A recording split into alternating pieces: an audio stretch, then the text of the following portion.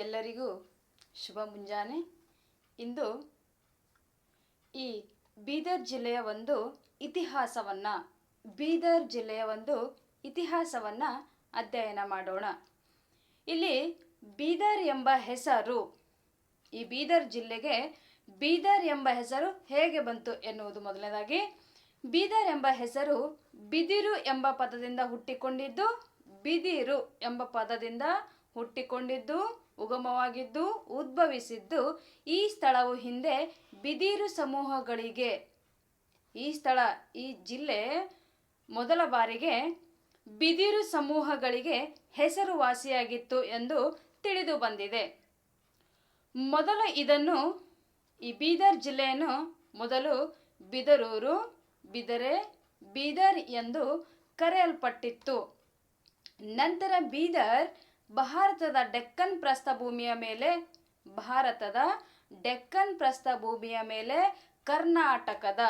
ಕರ್ನಾಟಕದ ಈಶಾನ್ಯ ಭಾಗದಲ್ಲಿ ನೆಲೆಗೊಂಡಿದೆ. ಇದು ಬೀದರ್ ಜಿಲ್ಲೆಯ ಪ್ರಧಾನ ಕಚೇರಿ ಕೂಡ ಆಗಿದೆ. ಇಲ್ಲಿ ಶ್ರೀಮಂತ ಪರಂಪರೆಯನ್ನು ಹೊಂದಿರುವ ಕಾರಣದಿಂದಾಗಿ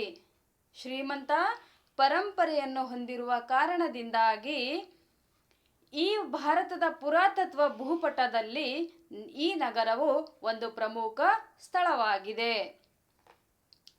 ಇದು 500 ವರ್ಷಗಳಿಗಿಂತಲೂ ಹಳೆಯದಾದ ಡೆಕ್ಕನ್ ಪ್ರಸ್ಥಭೂಮಿಯ ಮೇಲೆ ಕಟ್ಟಿದ ಒಂದು ಕೋಟೆ ಇದೆ. ಇಲಾಖೆಯಿಂದ ಪಟ್ಟಿ ಮಾಡಲ್ಪಟ್ಟಂತಹ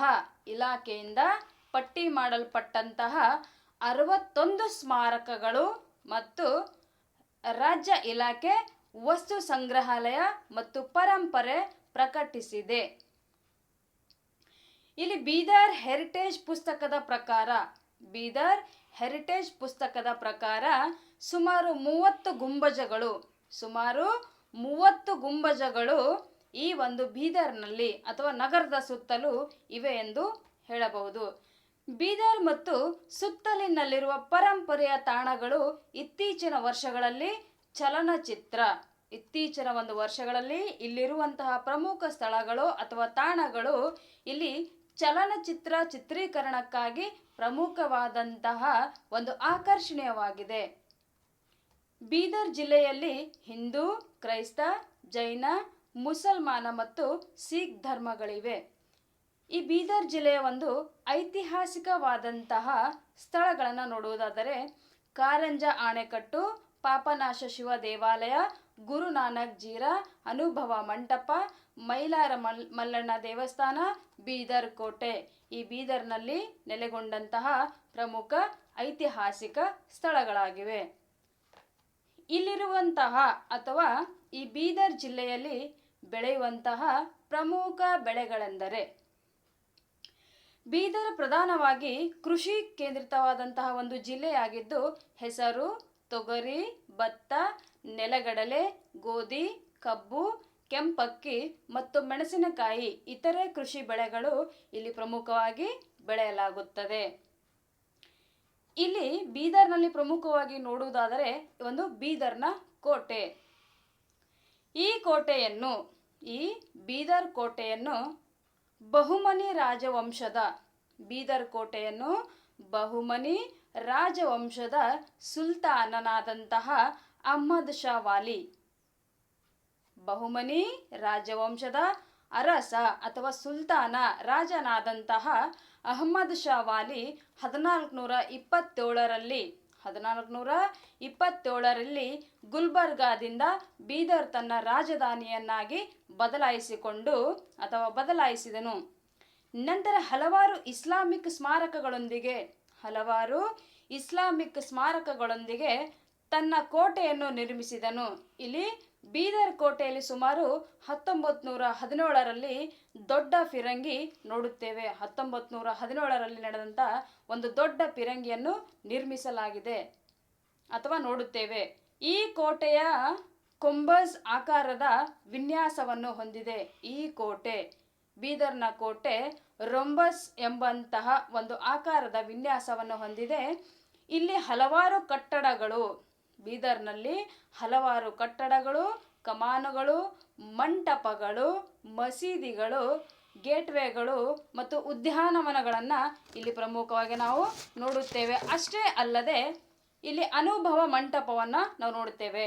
ಅನುಭವ ಮಂಟಪ 12ನೇ ಶತಮಾನದಲ್ಲಿ ಬಸವಣ್ಣನವರು ಸ್ಥಾಪಿಸಿರುವ ಬೀದರ್ ಜಿಲ್ಲೆಯ ಬಸವ ಕಲ್ಯಾಣದಲ್ಲಿ, ಇಲ್ಲಿ 12ನೆಯ ಶತಮಾನದಲ್ಲಿ ಬಸವಣ್ಣನವರು ಸ್ಥಾಪಿಸಿರುವಂತಹ ಈ ಸಂಸ್ಥೆಯು ಅಥವಾ ಬೀದರ್ ಜಿಲ್ಲೆಯ ಬಸವ ಕಲ್ಯಾಣದಲ್ಲಿರುವ ಧಾರ್ಮಿಕ ಸಂಕೇತವಾಗಿದೆ.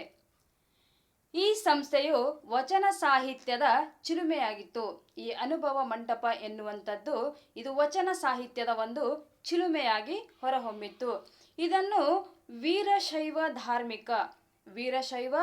ಧಾರ್ಮಿಕ ಮತ್ತು ತಾತ್ವಿಕ ಚಿಂತನೆಯ ಪ್ರಚಾರಗಳನ್ನು ಮತ್ತು ಬಸವಣ್ಣನವರು ಸೇರಿದಂತೆ ವೀರಶೈವ ಸಿದ್ಧಾಂತದ ಇತರೆ ದಿಗ್ಗಜರು ಸಕ್ರಿಯರಾಗಿದ್ದಾರೆ. ಅಷ್ಟೇ ಅಲ್ಲದೆ ಈ ಅನುಭವ ಮಂಟಪವನ್ನು ಮಹಾಮನೆ ಎಂದು ಕರೆಯಲಾಗುತ್ತದೆ. ಬೀದರ್ನ ಅನುಭವ ಮಂಟಪಕ್ಕೆ ಇನ್ನೊಂದು ಹೆಸರೇನೆಂದರೆ ಮಹಾಮನೆ ಎಂದು ಕರೆಯಲಾಗಿದೆ. ಇಲ್ಲಿ ಪ್ರಮುಖವಾಗಿ ಗುರುನಾನಕ್ ಝೀರಾ ಎನ್ನುವಂಥದ್ದನ್ನು ನಾವು ನೋಡ್ತೇವೆ.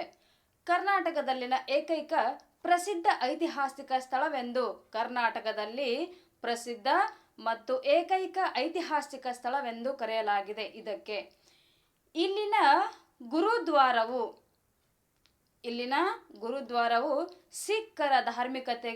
ಸಿಖ್ಖರ ಒಂದು ಧಾರ್ಮಿಕತೆಗೆ ಮತ್ತು ಅವರ ಪರಂಪರೆಗೆ ತಕ್ಕಂತೆ ನಿರ್ಮಿಸಲಾಗಿದೆ. ಇದನ್ನು ಸಿಖ್ಖರ ಪ್ರಥಮ ಗುರುಗಳಾದ ಗುರುನಾನಕರಿಗೆ ಅರ್ಪಿಸಲಾಗಿದೆ. ಈ ಗುರುನಾನಕ್ ಝೀರಾ ಎಂಬುದು ಇಲ್ಲಿ ಗುರುನಾನಕರಿಗೆ ಅರ್ಪಿಸಲಾಗಿದೆ.